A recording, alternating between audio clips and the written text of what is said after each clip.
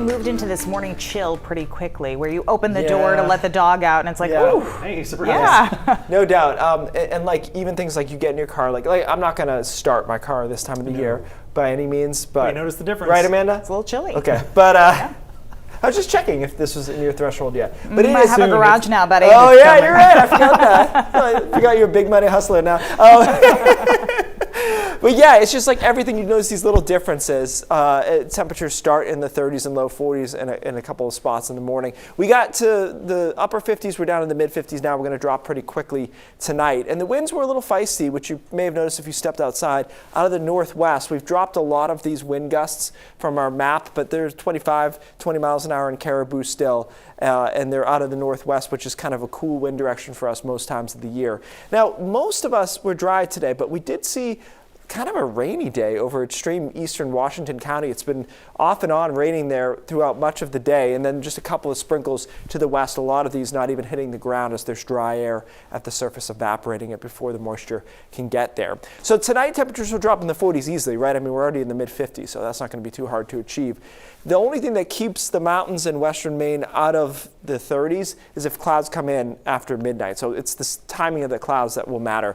I think we're going to be probably around 40 to upper 30s in those spots, the rest of us in the low 40s. And tomorrow, I think, honestly, plays a lot like today for everyone for extreme eastern Washington County, where they were rainy and they won't be tomorrow. But otherwise, it's just a mixture of sun and clouds, temperatures upper 50s to around 60 degrees.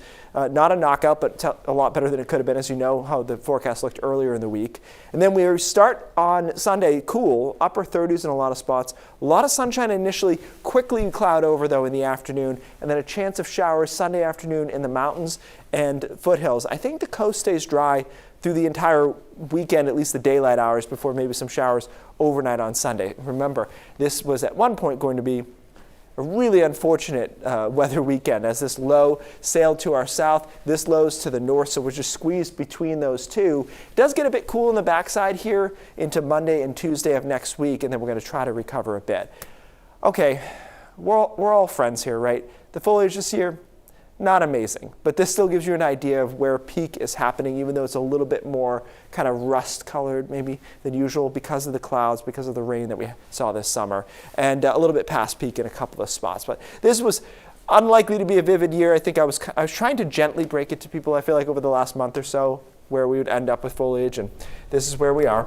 But still, there's some good stuff out there. Nice through next week. I think by mid to late next week, we get into the mid 60s at least, maybe even some upper 60s, which, believe it or not, starts being pretty anomalous by that time of the year to get to upper 60s. We all remember that by Halloween sometimes there's like some snow. Oh, yeah, it could turn very quickly. And there are people who don't get any foliage in the country, so let's take what we are able to enjoy. I just like, there's some years where it's just on fire and it's great, and this just isn't one. But it is right. Keith, thank you.